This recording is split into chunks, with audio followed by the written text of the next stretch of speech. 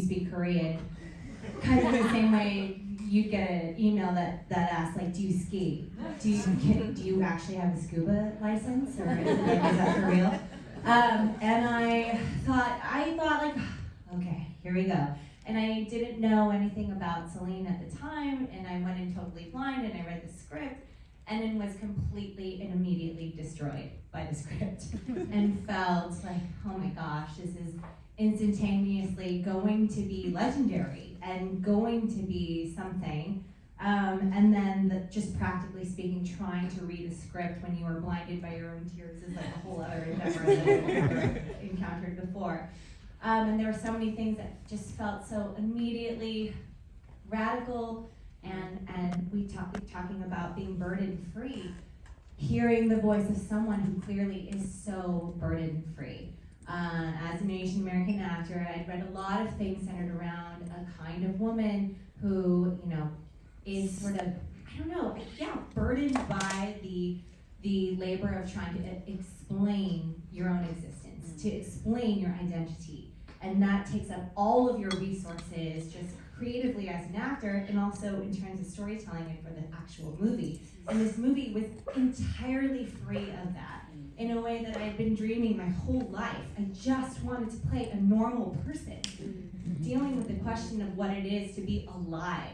And I'd been watching my peers and my favorite artists do that for my whole career, and I never thought, I had made peace actually with the fact that I would never get the chance to do that possibly. And then I read the script and thought, oh my gosh, what I would give to be a part of this. And I read through the script and got rejected for the job. There are reasons, no, there are other things in play. But long story short, yes, a full year later, I got a call out of the blue, and if this is, a message to anyone, you really never know. And when you lose a job, sometimes it really hurts, and this was one of those jobs. It was devastating. And then to have the chance, out of nowhere, to be asked, would you meet with Celine Song? Do you remember Celine Song? Do you remember the script? I said, yes, my soulmate script, of course I remember this silly script.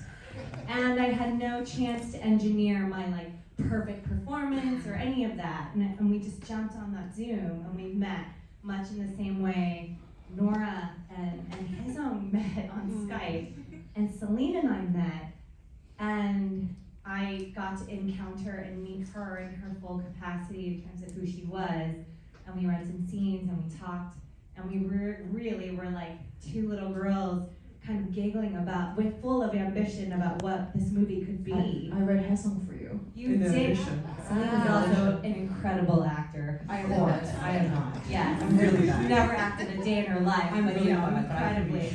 Just so wonderful, and you also were a great Arthur. I'm sorry. You're very, very good in the movie. She's great. No.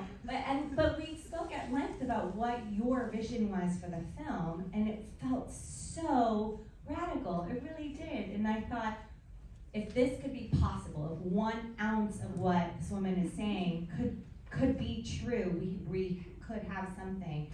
And then you sort of gave me the job on the spot. You were like, I am, you are. And I thought, oh my God, what's happening? And then and from there it just really felt like it mirrored one of the core tenets of the movie, this idea of Ina and destiny, and getting to be a part of the project. I feel like that's